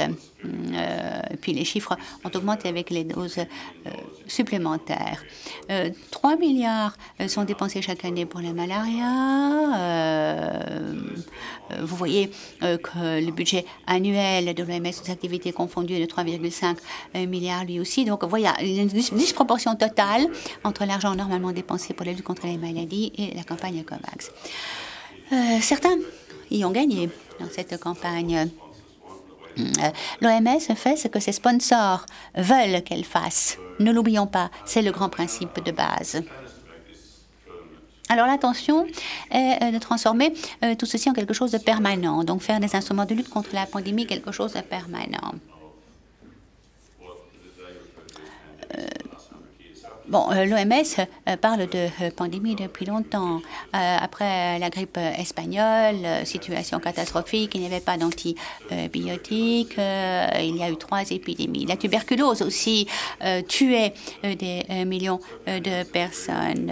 Donc, les pandémies existent, mais elles restent rares, avec une mortalité relativement peu élevée. Il est important de s'en souvenir. On lit dans les documents documents de l'OMS que les pandémies deviennent de plus en plus fréquentes. Ce n'est pas vrai. Il parle d'interaction entre la vie de travail et la vie professionnelle. Bon, ce n'est pas vrai non plus. Les interactions de l'être humain dans l'environnement avec la faune, la flore, etc. On en parle énormément. Enfin, l'idée, c'est de développer un système de surveillance aussi vaste que possible pour écarter un maximum de risques. Un nouveau secteur de lutte contre les pandémies nouvelles a été développé. Des campagnes de vaccination massive ont été organisées, qui, en particulier pour le Covid, devaient permettre de sortir du confinement qui avait été imposé par les mêmes autorités que celles qui imposaient la vaccination. Bref, tendance à tourner en rond. Des milliers d'emplois ont été générés pour des gens avec des salaires élevés qui seront chargés de surveiller la mise en application de tout ce nouveau système en cercle. Différents instruments ont été prévus. D'abord, les amendements aux réglementations sanitaires internationales et le CA+ de l'OMS. Alors, qu'en est-il de ces amendements? L'IHR couvre un très grand nombre de règles internationales. Les amendements qui ont été proposés, quels sont-ils exactement? Ils étendent les définitions des pandémies, des urgences sanitaires et permettent de définir un potentiel de risque, pas un risque réel, mais un potentiel de risque. Alors, il y a aussi un changement dans les recommandations de l'IHR qui passe de non contraignant à contraignant. Donc, certaines démarches contraignantes à entreprendre dans certaines situations. Les amendements permettent à l'OMS de partager les données relatives aux différents pays sans consentement préalable et ces recommandations prévoient aussi des restrictions de voyage, le refus d'entrer dans tel ou tel pays, les isolements et les confinements, etc., etc. Alors, tous ces pouvoirs-là seraient remis entre les mains d'une personne. Le traité, quant à lui, ne va pas aussi loin. En fait, il met en place un réseau international surveillé par l'OMS et organise le financement de ces structures. Alors, quels sont les délais prévus par le traité? Mai 2024, vote qui doit être majoritaire, donc par un minimum de 196 pays. Et puis, en mars 2025 et en mai 2025, étape suivante de la mise en application. Ensuite, il faudra un vote majoritaire et il faudra que 30 pays ratifient avant que le traité puisse être mis en application. Donc, je résume, les pandémies sont relativement rares, avec un impact relativement élevé, y compris le Covid. L'OMS est incompétente en la matière. Il s'oppose à certains principes de santé publique. Il est certain qu'il faut tenir compte de certaines priorités nationales et locales. Ce qui a été fait en Europe n'était pas valable pour l'Afrique. Donc, il faut reconnaître les priorités nationales. Alors, il faut réfléchir aussi à la façon dont est financée l'OMS, puisque, comme on vous le disait tout à l'heure, l'OMS reçoit de l'argent et fait avec cet argent ce qu'on lui dit de faire. Les législateurs ont un rôle énorme à jouer en la matière. Si nous voulons protéger la démocratie, en tout cas, l'OMS a été utilisée comme instrument par des gens qui ont beaucoup d'argent et qui sont disposés à investir cet argent, mais d'une manière qui n'est pas toujours neutre. Et cette démarche risque de devenir quelque chose de permanent si les gens ne réagissent pas en disant que c'est tout à fait inacceptable. Merci.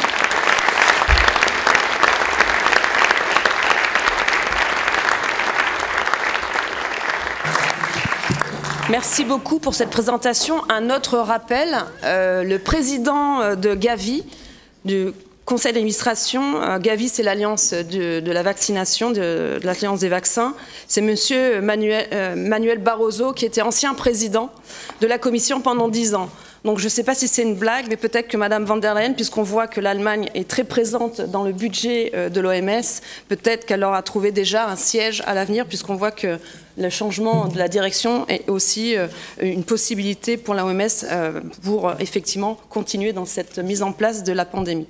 Je ferme la parenthèse. Je laisse maintenant la parole à Dr Sylvia Behrendt, qui est actuellement directrice de la Global Health Responsibility Agency à Salzbourg en Autriche, ancienne consultante juridique auprès du secrétariat RSI à l'OMS.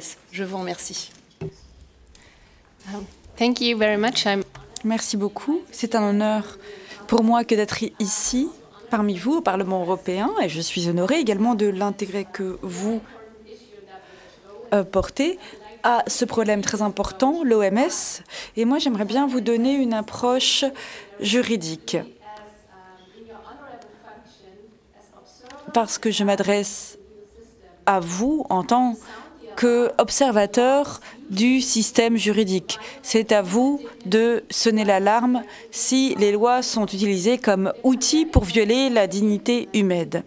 Les mesures de lutte contre la pandémie ont été mises en œuvre principalement par des ordres de l'exécutif, et ce, au fil du contrôle démocratique dans le monde entier.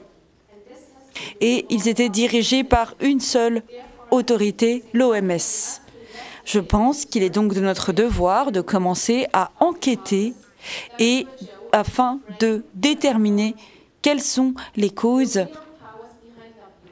et de dénoncer quels sont les véritables pouvoirs qui se cachent derrière l'OMS avec ses parties prenantes, ses acteurs.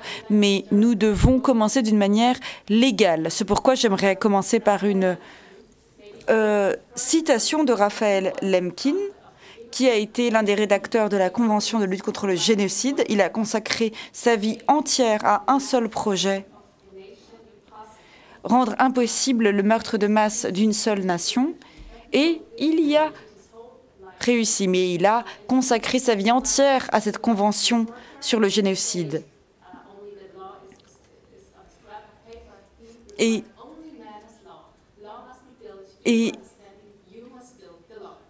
il a dit, donc, seul l'homme a la loi doit être construite. Me comprenez-vous? C'est à vous de construire la loi. Donc nous devons construire un ordre international juridique qui respecte la dignité humaine, les libertés fondamentales et les droits humains inviolables.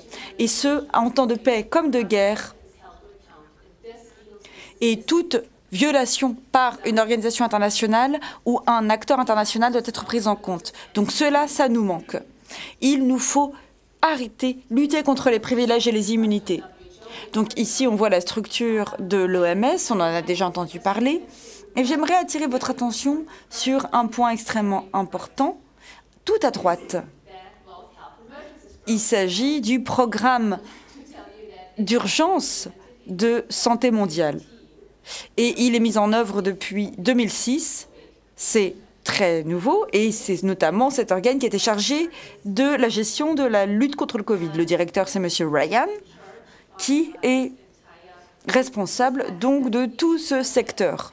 Ce secteur bénéficie d'un budget considérable, donc à peu près 845 millions de dollars, plus 2,9 milliards de budget de réponse aux épidémies et à la crise, plus 98,9 millions pour le fonds pour les accidents et les urgences.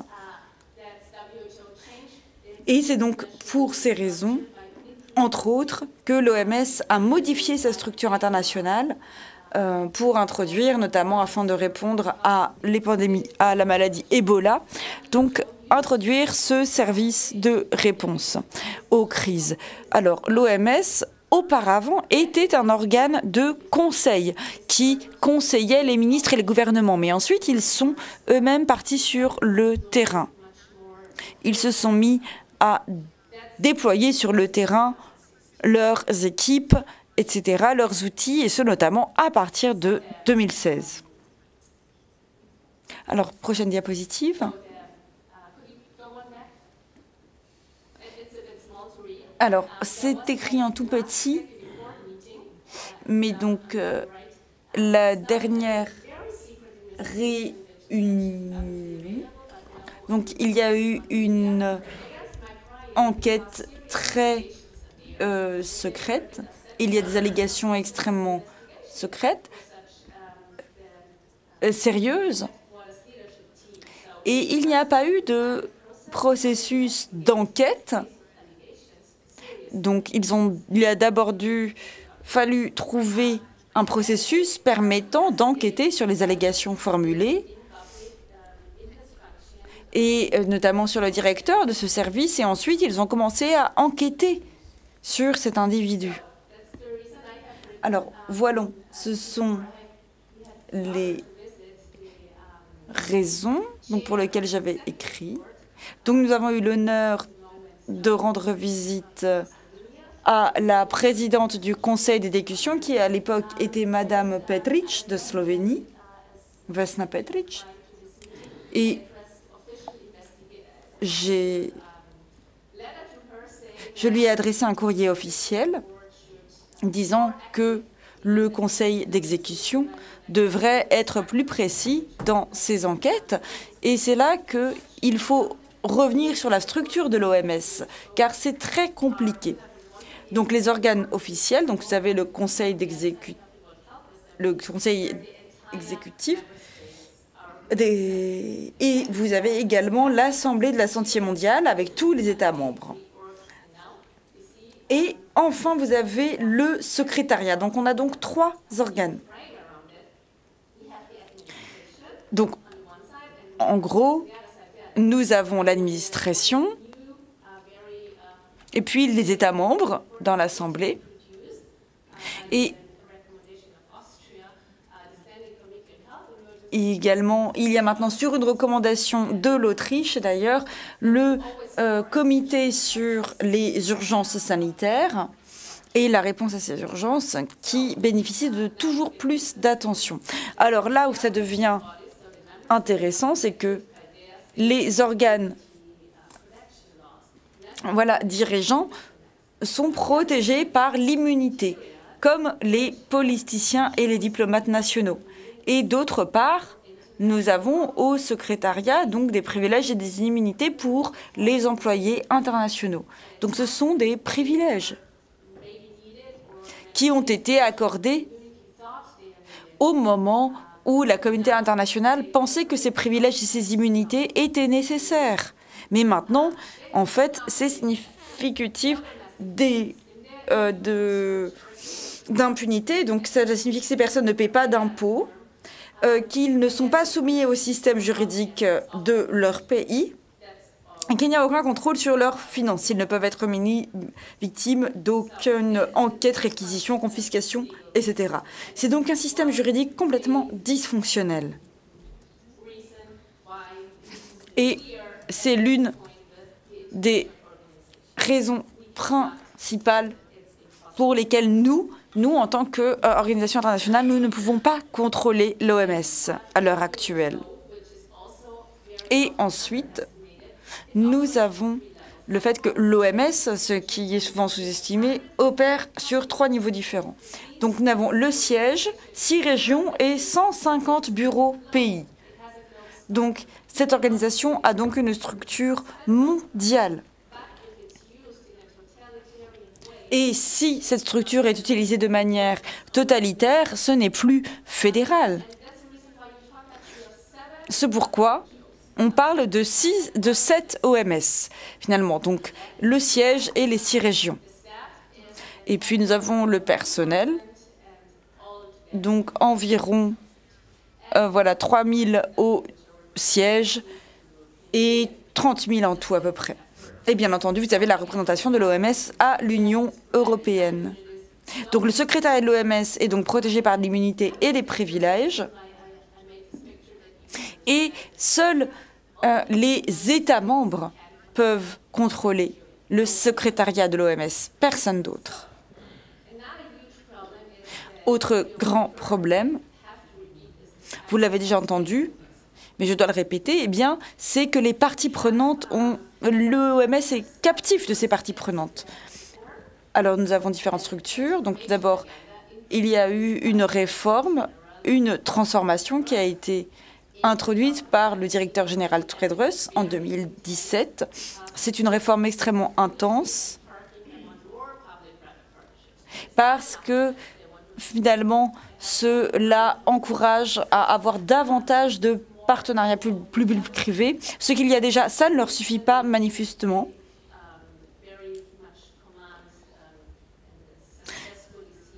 Et donc, on voit un véritable projet de transformation. Ensuite, on a le budget qui est captif, 80% du budget donc provient de contributions qui ne sont pas révélées. Les contrats ne sont pas publics. Et David vous a déjà dit, voilà, on a une infrastructure, mais ça ne vous dit rien. En effet, personne ne vous dit ce qu'ils font avec l'argent.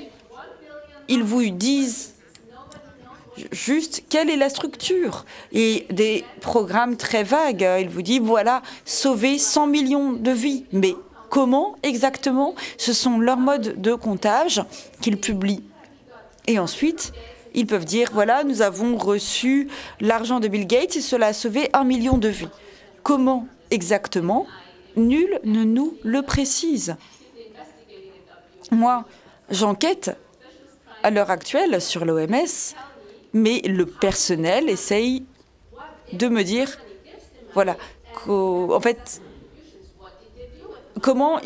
ce qu'ils font de l'argent. Alors, par exemple, disons que l'Allemagne donne de l'argent. Qu'en font-ils? Par exemple, l'Allemagne a financé sa propre application sur la pandémie. C'était une gestion des informations sur la pandémie. Alors ici, vous voyez, d'après la structure, voilà combien de millions sont versés. Mais si nous n'avons pas les documents sur les financements précis, ça n'a aucun intérêt. Et ici, autre point très intéressant, les procédures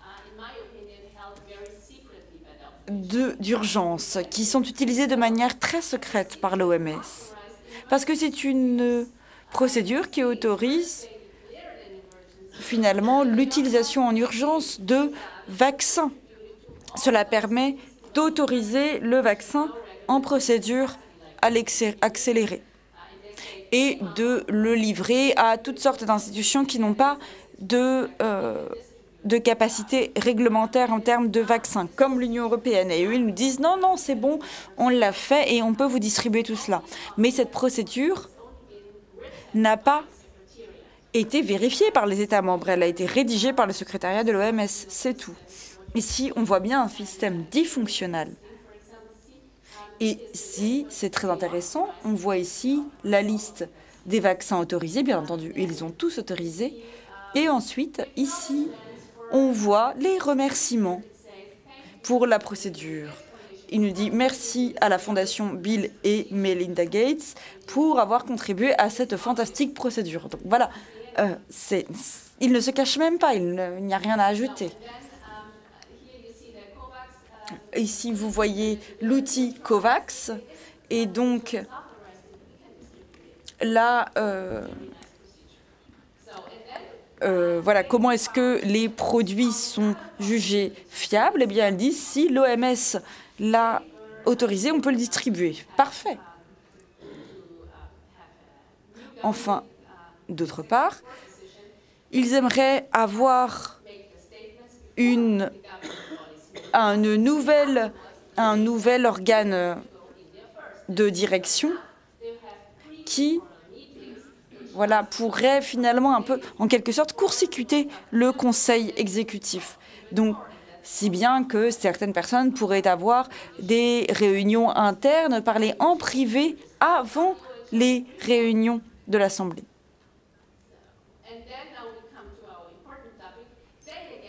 Et puis,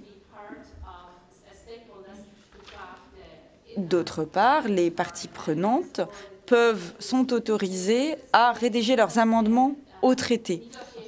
Et c'est connecté aux négociations de l'Assemblée sur la santé mondiale. Enfin, et puis, mandat de la décision du Conseil. Pourquoi est-ce que le Conseil est entré en négociation avec l'OMS? Voilà, cela revient également à ôter sa souveraineté, à priver les États membres de leur souveraineté. Ici, nous voyons que les États membres n'ont plus leur mot à dire, ou plus grand-chose à dire. Tout se passe au niveau mondial sans le moindre contrôle. Et nous avons beaucoup de déclarations pendant cette procédure de négociation. Donc, il s'agit des procédures internationales, des producteurs pharmaceutiques. Ils ont finalement 24 organes qui se rassemblent et on ne trouve ces informations que sur leur site, que sur le site des industries, pas sur l'OMS. Et puis, pour ce qui est des participants commerciaux à l'OMS, donc ici, on voit tous les acteurs mondiaux qui sont connectés à l'OMS. Et à l'OMS, on a même quelque chose qui s'appelle le super partenariat public-privé.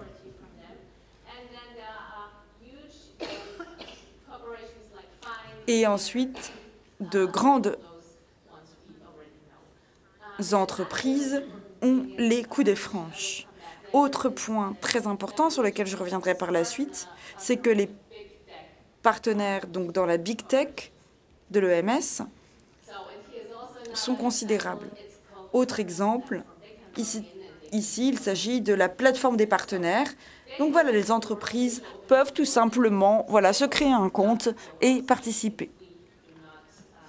Donc voilà, l'OMS a ouvert ses portes et tous ces acteurs privés ne sortiront pas leur bille si nous ne trouvons pas des moyens juridiques de les y forcer. Alors, quels sont nos outils juridiques? Ici, nous avons l'architecture juridique de l'OMS. Il y a une bonne constitution, mais ensuite, au niveau suivant, ici, si on se penche sur la pandémie ou sur les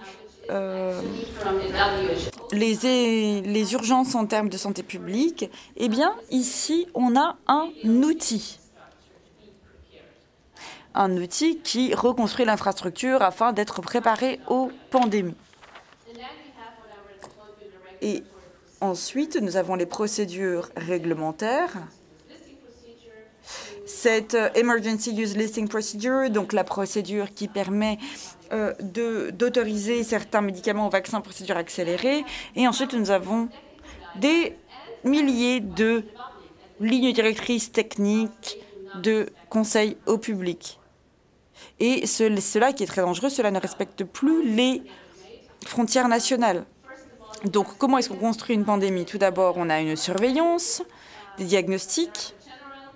Ensuite, le directeur général déclare qu'il y a une urgence en termes de santé publique. Ensuite, on a une autorisation d'urgence, donc afin de sortir tous les produits, d'autoriser la production et de la mise sur le marché de tous les produits, même ceux qui sont au stade expérimental, et ensuite les contre-mesures auxquelles les pays doivent se plier. Donc, un gros problème, c'est la structure générale, la structure légale du directeur général. Il a une autorité exécutive des contrôles sans précédent. Donc, il jouit d'une autorité qui n'est pas contrôlée. Et ici, le problème, c'est, donc ici, finalement, je vous ai énuméré toutes ces autorités légales. Et lui, il est chargé de tout. Et il est également chargé d'interpréter toutes les données. Il peut déclarer l'état d'urgence, il peut déclarer quelles sont les contre-mesures à mettre en œuvre. Il a le droit. Et au final, c'est également lui qui est responsable de cette procédure d'inscription ou d'autorisation en urgence de certains médicaments ou vaccins. Il est censé conseiller l'opinion publique, les États. Et il n'y a aucun contrôle. Et comment stopper ces négociations au sujet de ce traité sur les pandémies. Alors, un problème et des sujets d'inquiétude, c'est la surveillance. Les structures de surveillance, il y aura un niveau permanent de surveillance. Vous aurez également la création des super-pouvoirs de l'OMS et on n'y aura pas accès. Aucune transparence en la matière. Si nous n'avons pas de nouveaux outils juridiques, nous n'aurons pas accès à cela. Ensuite, nous avons les certificats de santé, un contrôle des médias extrêmement fort, et puis la structure privée qui est très forte à l'OMS avec les mécanismes de fourniture et d'allocation. Alors, dans le projet de texte, alors c'est très compliqué de tout expliquer en un temps si bref. Donc, mais ici, on a le système PABS, donc accès aux pathogènes et partage des bénéfices. Ça a déjà été mis en œuvre et cela a également fait doublon avec le séquençage génétique. En gros, pour résumer, il y aura une surveillance généralisée et il y aura un système de laboratoire de l'OMS qui sera établi. Voilà, afin de lutter contre des pandémies qui sont artificielles, qui sont créées. Et tous les pathogènes qui sont collectés partout dans le monde devront être transmis à l'OMS. Donc cela donnera un problème immense à l'OMS. C'est un énorme problème. Nous avons des preuves accablantes selon lesquelles le SARS-CoV virus a eu une certaine fonction. Il nous faut le réglementer. Il y a un point positif, cependant, la nouvelle proposition par l'UE, donc de ce traité sur les pandémies avec des révisions. Et il y a une annexe qui précise que donc, ces systèmes de partage devraient être réglementés. Alors, voilà des preuves. Qu'est-ce qui se passe d'ores et déjà? Donc, un bio-hub au niveau mondial pour stocker les pathogènes et les analyser. Nous avons beaucoup de réseaux de laboratoires d'ores et déjà établis.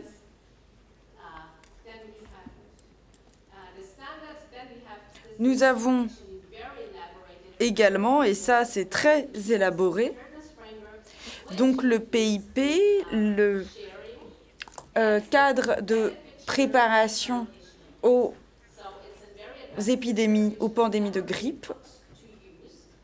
Donc c'est un système de partage d'informations qui n'a pas encore été utilisé parce qu'il n'y avait pas encore eu d'une pandémie de grippe. La présidente, excusez-moi, il ne nous reste plus que 10 minutes jusqu'à la fin de notre réunion. Philippe doit encore s'exprimer. Donc peut-être une ou deux autres diapositives et il nous faudra conclure. Alors, je vais passer à la dernière diapositive dans ce cas. En français, après, on pourra, il n'y aura pas d'interprétation, mais en tout cas,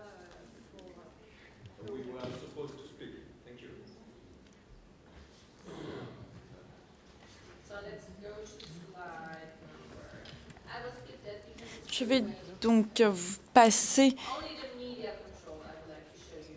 Voilà, d'autres, je dois me dépêcher, mais j'aimerais donc passer à la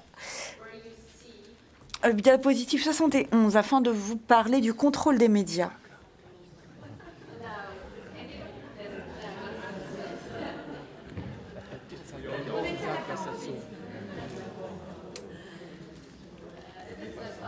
Alors, si ce n'est pas possible, tant pis.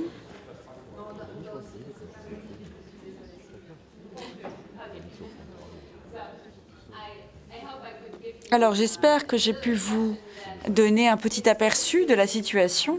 En tout cas, ce qui se passe est très sérieux, très grave, et nous n'avons pas les capacités légales, juridiques, d'enquêter, de poser des questions pour obtenir une transparence. Nous devons créer ce cadre juridique extrêmement vite.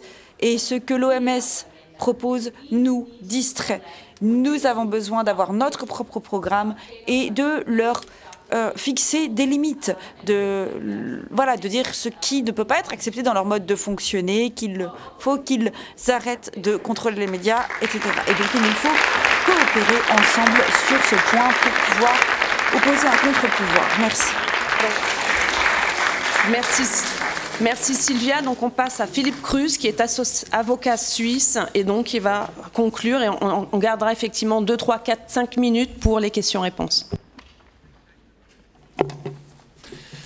Thank you very much for the invitation to speak. Je vous remercie de l'invitation de m'adresser à vous. Je suis ravie, très honorée d'être invitée ici.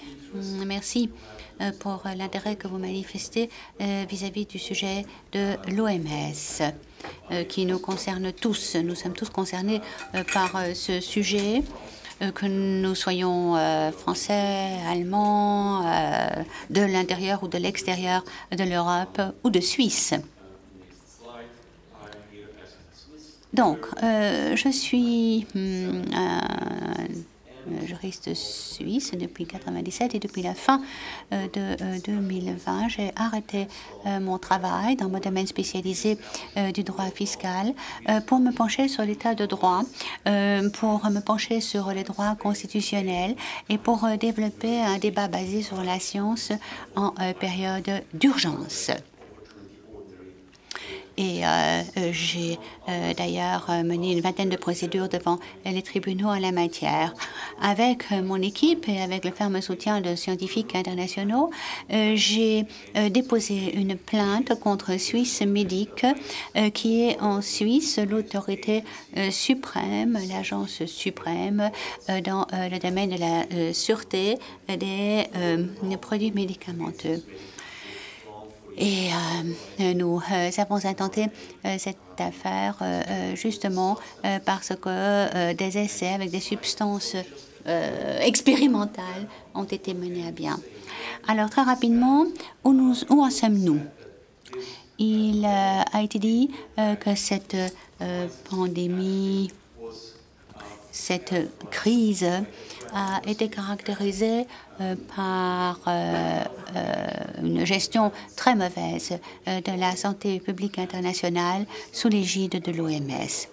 Cela a été fait sous la forme de recommandations qui ont été définies par une poignée de personnes non fiables, non élues, et ces recommandations ont été adoptées par presque tous les États membres, comme s'il s'agissait d'un code des meilleures pratiques juridiquement contraignant, ce qui a conduit à une uniformité dans presque tous les pays sur le plan des confinements, de mesures à prendre parfois négatives, et s'agissant aussi d'un aveuglement à propos de la question de savoir quelles étaient les véritables origines du Covid-19 et sur la question de la véritable dangerosité de ce phénomène. Alors, l'essentiel, c'est de se pencher sur la question des normes permettant les contrôles de qualité. L'OMS nous propose maintenant un projet de traité sur les pandémies et des projets de nouvelles réglementations sanitaires internationales qui tous ont le même but, à savoir donner à l'OMS même plus de pouvoir, plus d'argent, et de limiter les pouvoirs et la souveraineté des États membres davantage encore. Alors, je voudrais attirer votre attention sur le fait que tous, vous pourrez trouver ces propositions sur l'Internet très facilement. Il s'agit donc des amendements au règlement sanitaire international, et l'autre document, on en a déjà parlé aussi, c'est le projet 0 de l'OMS. il est important de parler de tout cela parce qu'en Suisse, nous constatons que le gouvernement essaye de cacher ces négociations aux gens. Même des membres du Parlement posent très justement la question au gouvernement fédéral de leur dire quel est le but de ces négociations. Où en sommes-nous, demande-t-il. Et la réponse au Parlement en mars a été nous ne pouvons rien dire, nous n'avons encore rien sur papier pour l'instant et nous ne pourrons en parler qu'en mai prochain. Donc, voilà où nous en sommes et je vais donc très rapidement parcourir ce qui se trouve dans ces documents dont on reparlera au mois de mai. Il est important que des questions soient posées à propos de cette démarche. Il faut faire un résumé général des conclusions à en tirer. Voilà, ces deux instruments vont donc être votés l'année prochaine en mai à l'AMS. Donc l'année prochaine, pas cette année. Donc nous avons en gros 12 mois dans nos différents pays pour nous informer, pour informer nos parlementaires, pour leur poser des questions, pour leur demander d'arrêter ces négociations. Et je suis très heureux de constater que ce processus a déjà commencé ici au Parlement. Et il y a eu aussi Andrew Bridgen au Royaume-Uni qui a courageusement lancé un débat sur ces nouveaux instruments. Et c'est comme ça qu'il faut procéder, qu'il faut agir. Parce qu'en fait, ce qui est en question, c'est nos droits, les droits de tous les citoyens. Ce qui est en jeu, c'est l'ordre constitutionnel de tous nos pays qui a été désactivé éhontément pendant près de 3 ans, où il n'y a plus eu de séparation des pouvoirs.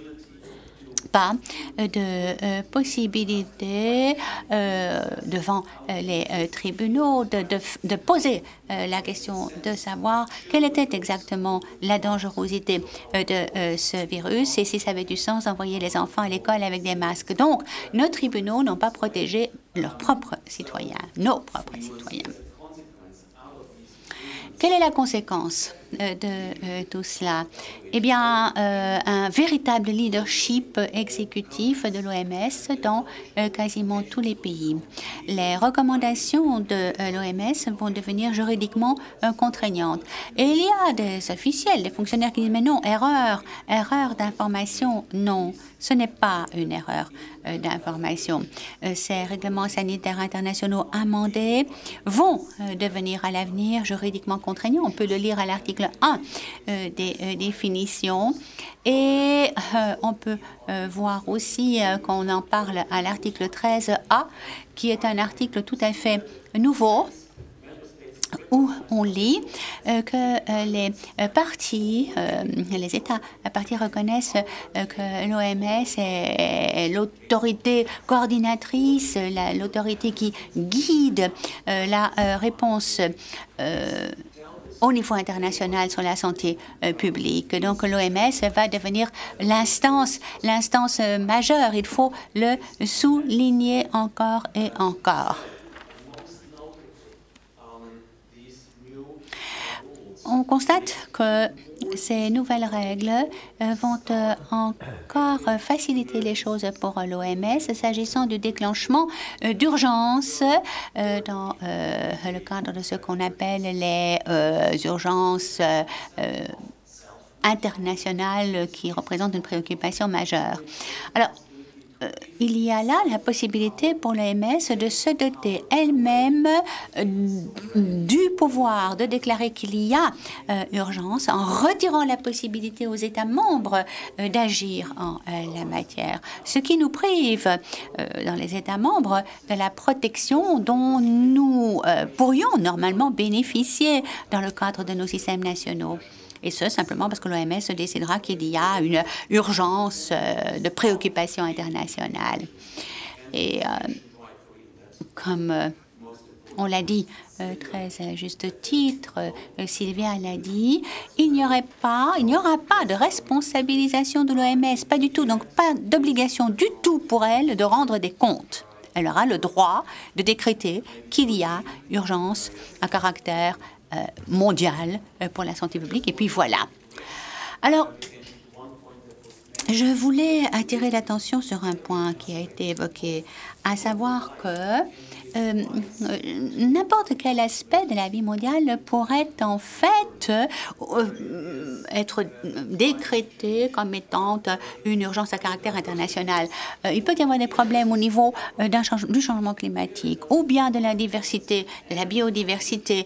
Quoi d'autre encore? Où est-ce que ça commence, où est-ce que ça finit? Il n'y a pas de définition du point de départ à partir duquel l'OMS pourrait déclencher qu'il y a cette urgence qui mérite une préoccupation internationale. Donc, l'OMS, en conséquence de ces deux instruments dont nous sommes en train de parler, va recevoir des pouvoirs, le pouvoir sans limite de déclarer qu'il y a urgence au niveau international, argumenter d'une telle urgence pour imposer son leadership et donc appliquer des mesures et des méthodes qui finalement seront préjudiciables plutôt que d'assurer la protection. Et il y a un dernier transparent que j'ai préparé pour vous donner une idée générale de ce que nous allons pouvoir constater. C'est le transparent 27, je m'adresse aux techniciens.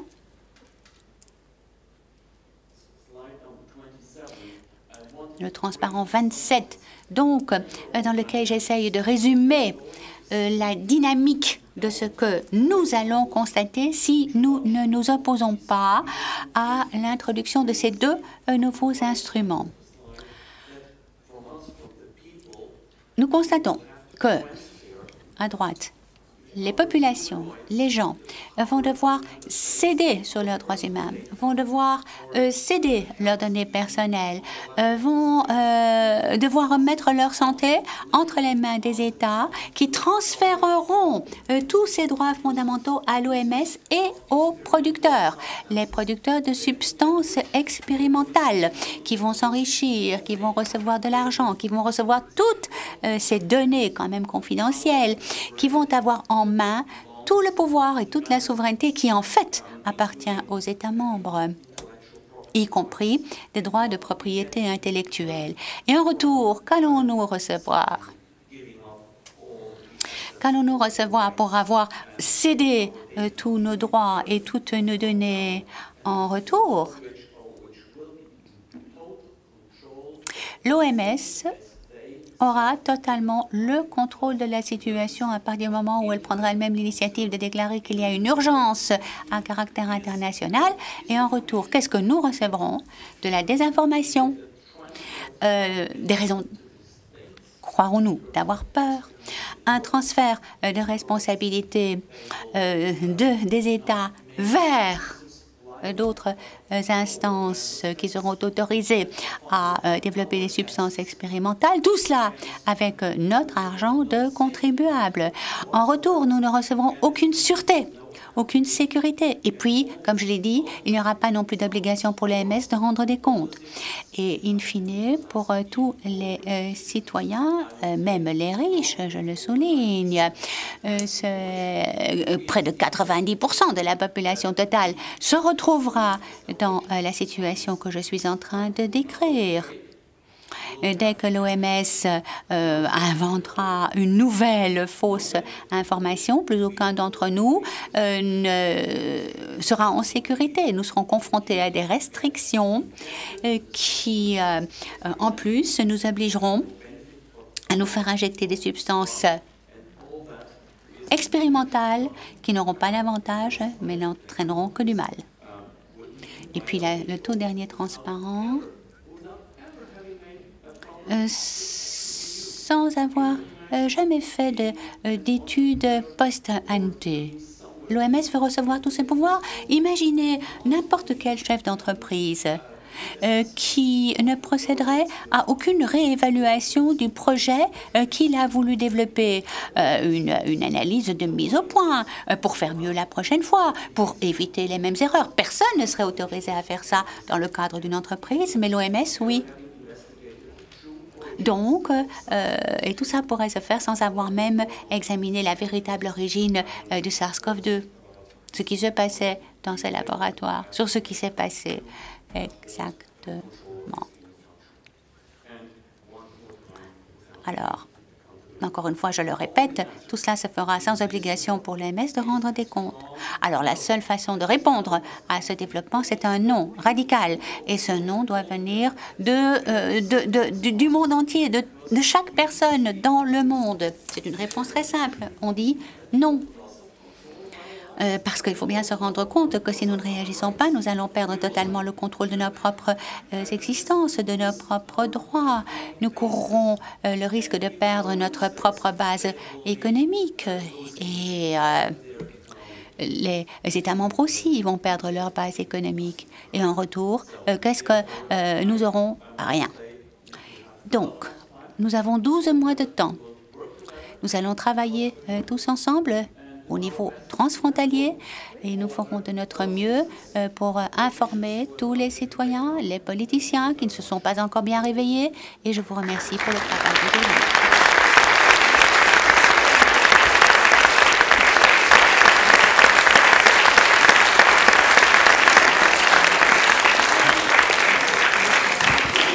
La question, c'est de savoir comment on mobilise les gens, comment on fait